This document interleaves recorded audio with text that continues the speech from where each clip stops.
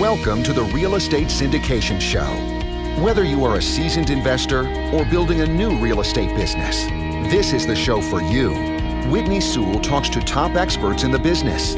Our goal is to help you master real estate syndication. And now your host, Whitney Sewell. This is your daily real estate syndication show. I'm your host, Whitney Sewell. Today our guest is Raj Tekchandani. I hope I'm saying it right.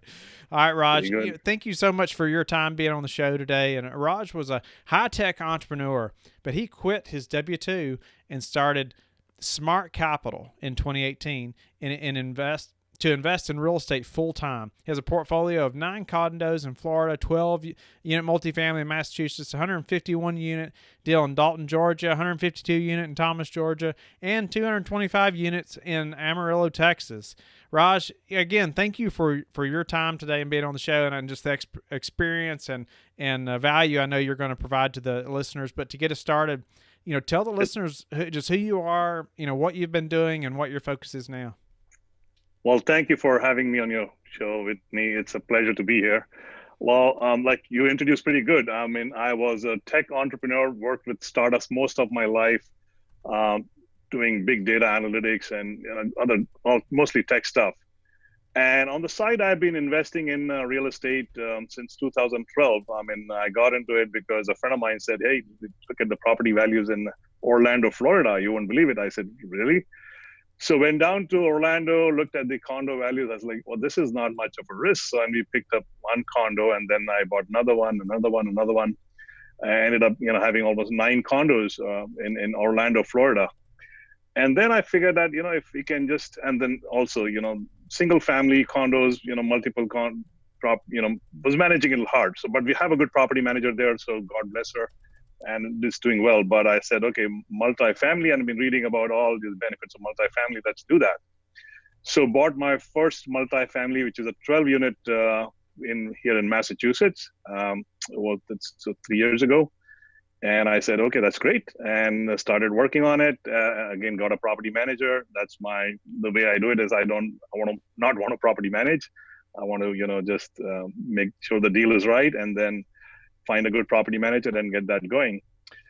And so that's still working well. And then, like I said, 2 years ago, I had finished my 5 years with the tech startup and my stocks all vested.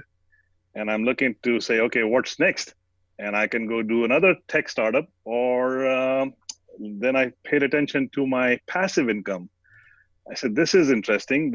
My startup salary is less than my passive income per month. So that tells you something, right? Wow. And that's like, if I do one more of these things, a 12, 20 unit or 25 unit, that should be good. And that should cover my, at least the W-2 income and more.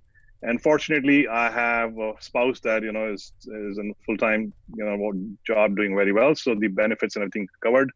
I'm not saying that is the recipe to do it, but the timing was right, and I took the plunge and I quit that job, the startup, to start Smart Capital. The idea was to maybe buy another multifamily, 25 to 50 units in Massachusetts, or the other area we're looking was North Carolina. Started looking at, but didn't find much. We did a lot of deal analysis, and then somehow, somewhere, I stumbled upon the world of multifamily syndication. And that was an eye-opener. And I said, wow, this is great. And I literally went to school on multifamily syndication. I joined a mastermind. I read every book there was, heard every podcast there was on multifamily syndication. So I just zoomed in on just doing multifamily syndication. From listening to everything on Bigger Pockets, I said, no, I'm going to just filter on the multifamily podcast and learned as much as I could. And meanwhile, I had a friend who was a co-sponsor in a deal in Georgia and offered me to invest in it. And I looked at the deal, I analyzed it, and at that time I was just not ready. I had not finished so-called my education part of it. And I said, hold off on that, but I'll think about it. But once, I was sort of ready, understood what it means, understood the math behind it, understood the whole components of it. I said, okay, let me take the plunge. And I started investing passively. And that was great. But I said, no, I'm going to do this more involved, and started looking at deals, bought the deal flow analyzer and started looking at deals left and right. The other interest I had was when I was leaving my tech startup was to see what is, new in this real estate world. I mean, where is technology and real estate leading up to today? So I said, if I get bored of, just doing analysis, I'll go look at, what are the tools out there that are helping in the tech analysis. And lo and behold, I started researching that. Met with a nice person, Jennifer Conway from MIT, who had done a research on whole machine learning and AI in real estate. I was like, wow. So I met Jennifer in January. I said, this is very passionate topic for me. And she said, yeah, that's great. Because, we talked about a lot. And she told me about all the tools that are there. And I looked at, a bunch of tools that she had researched on, Inodos and the other bunch of tools that were there. But anyway, so there came an opportunity to invest passively in a deal. I did it. I did the whole analysis, took all the tools that I have access to, ran the analysis through that, and put in my first passive investment. And like I said, it was interesting. And then that was good. Few months down the road, same thing. I had another opportunity to invest. I said, no, this time I want to be, more active. Say, what can you do? I said, I can do deal analysis, or I can, help raise money. The deal is already here. How about you raise money for this deal? How much can you raise? I have no idea how much can I raise. This is my first raise. So they said that my sponsor, was a Spain sponsor that I had worked with 2 years ago and not invested in it. He said, that's fine, Raj, you go ahead, what you can do. And I raised a decent amount of money for that. So became a GP on that. So this is good now. And that happened last November of 2018. And the deal closed this January. And alongside, we found another deal by the same sponsor. And it was looking good. And I had all the investors lined up and excited because they couldn't participate in the first one because that was oversubscribed. So I went down for due diligence on this deal to Georgia again. And we were looking all excited about this deal. It was more than 200 units. I was like, wow, this will be great. But we found some issues. We found some issues in the property. The structural engineer was on site with us, and they said, well, there is some issues, and the owner, the seller at the time, was not able to, was not budging on the price point and taking care of that issue. So we walked away from that deal.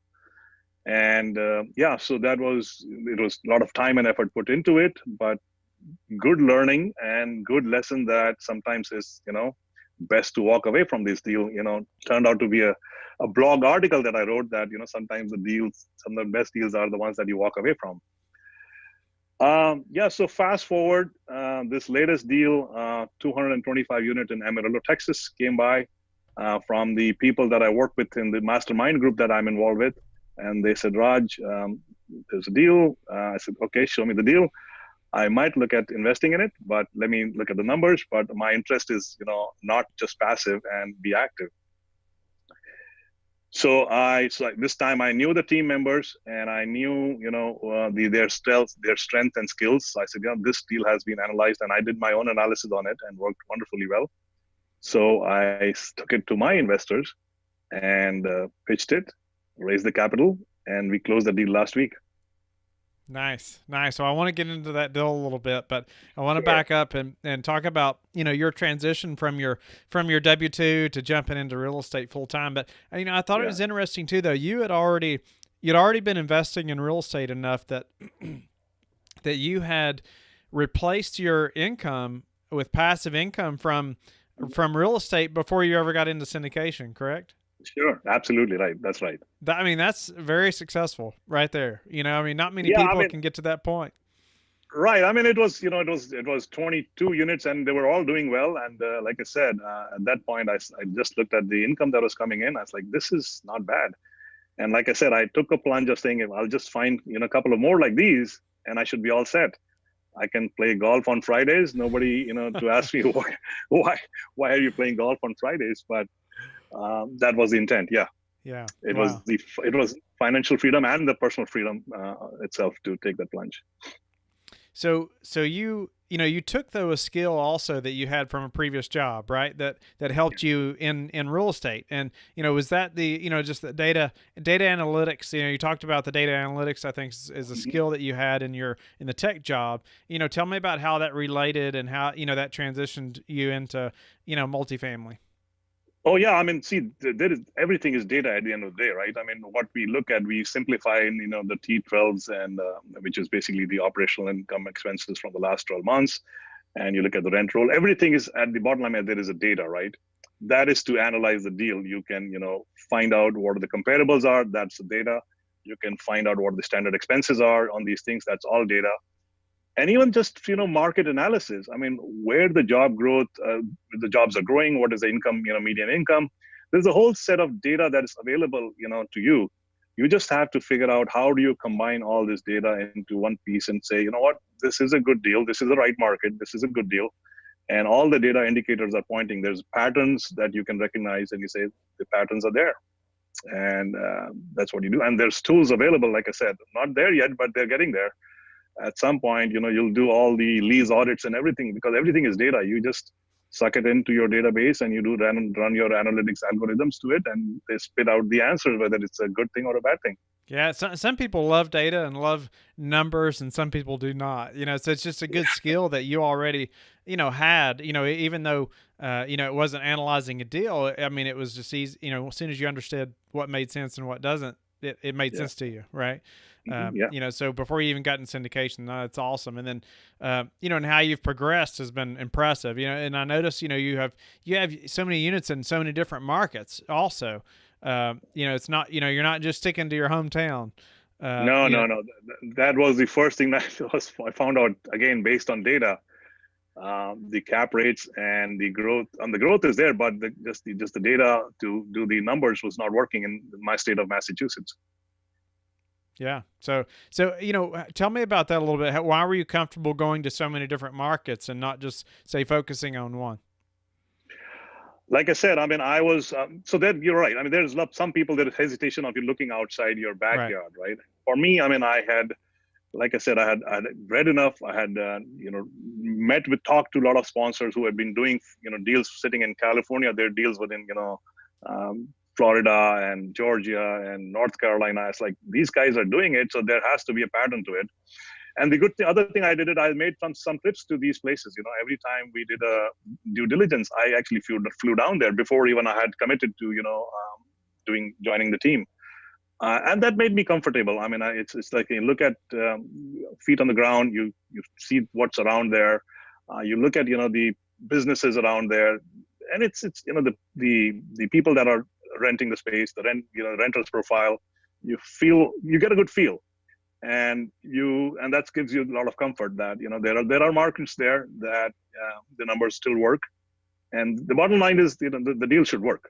Yeah, it either makes sense or it doesn't, right? I mean, I don't mind being in numerous markets as long as you have your team there, right? And so, but let's talk about this last deal. The 225 units. Break that down for us a little bit, and what that deal looked like and how it was structured, maybe.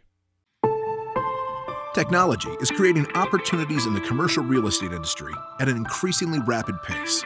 Technology-fueled innovations are enabling those forward-thinking firms to reduce back-office costs and risk, raise equity faster, and increase asset performance so that they can focus more time on activities that drive revenue. Today, IMS is the most widely adopted investor management software for commercial real estate firms. Visit us at investormanagementservices.com. So the deal is, like I said, 225 units in Amarillo.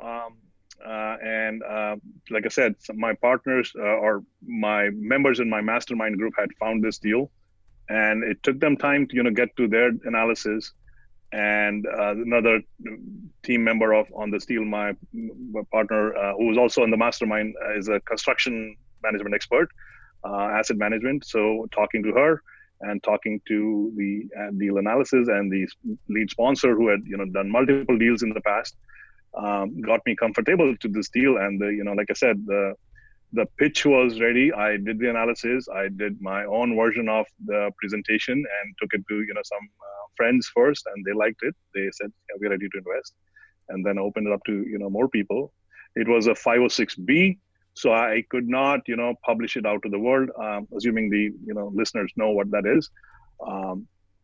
So yeah, I mean, I had to go to my network of people to take it, and people liked it. And like I said, every deal that so basically the first investor in every deal of mine has been the same, and that's me.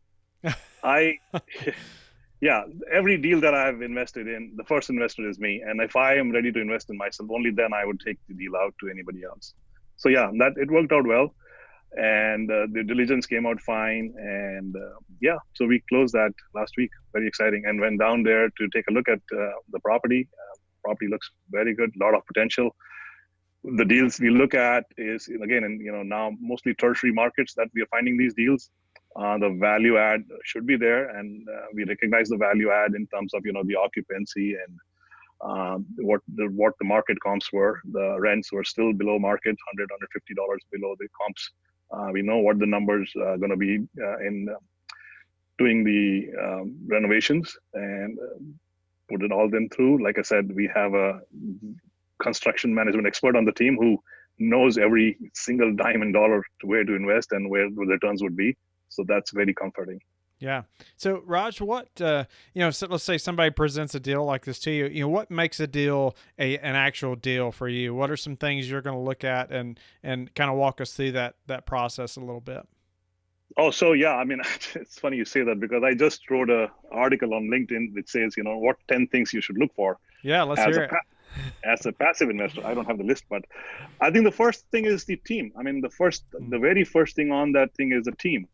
And I said, you got to be comfortable with the team. And in all the deals that I've done, I've not done too many. I mean, 4 deals or 3 deals so far, but I have known the lead sponsor, their track record, what they have done in the past, how much involved they are in the deal itself, and just, talking to them, having lunch with them, or, just like somebody says, breaking bread with them, get comfortable with that. I mean, it's just not a transaction for me. It's just more of a partnership. Even if investing passively, it's a partnership. I mean, it's not a blind investment.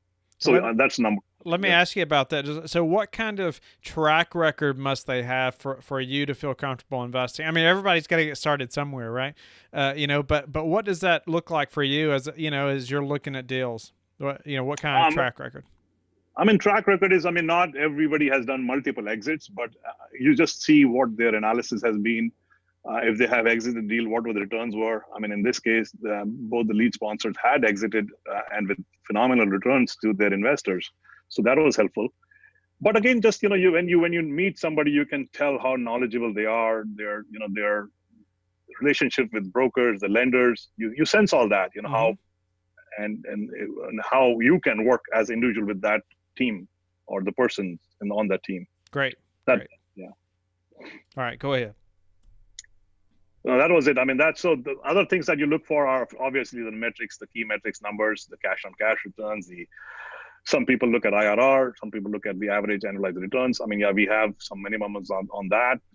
Obviously, we used to be much higher, but I mean, we still have very, strong measures on that, very conservative measures on that. Is that something you can share? Like some, just say, it's going to have this, cash on cash or this IRR before we're even going to consider looking at it? Yeah, sure. So, I mean, we do definitely look at cash on cash on 9% plus. Used to be 10, but I think now we're coming closer to 9. But I mean, that pref rate is good. I mean, usually a 7 or 8% pref rate. The IRRs have to be over 15%, 16% around that. I mean, the deals that we had were over 17%, so those are good. Like I said, these are all projections at this point. Sure. Yeah, just some basic. But yeah. So those are the numbers. I mean, 17% ARR, 16% IRR, or about 10% cash on cash. Yeah. Okay. Great. Yeah. Anything else that really makes a deal for you, or maybe even things that you just immediately you could say, oh, I'm not looking at that deal. What would that be? Oh, totally distressed property. I mean, or totally stabilized property. That's, class A's, not going to do much there, right? I mean, there's no value add for us. And distressed, maybe a lot of value add or a lot of rewards in that, but the risk profile is too much on that. So if you have to say, you have to gut down the whole thing and redo the whole thing, but it'll be phenomenal, class A property, not for us, or not for me. No, I think it's interesting you said too, you don't want a totally distressed property, but you also don't want a totally stabilized property, right? Like Yeah. if it's everything's already been done to it, it's already at market rents. What value Yeah, is what are you there going to to? do? I mean, it's a yield. Yeah, what value can you add, and what's the yield play? And then it's just might as well invest passively in something that is just giving you a yield.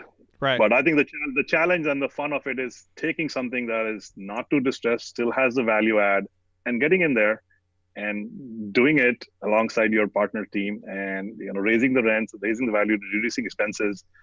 That's the fun. That's the Yeah. fun.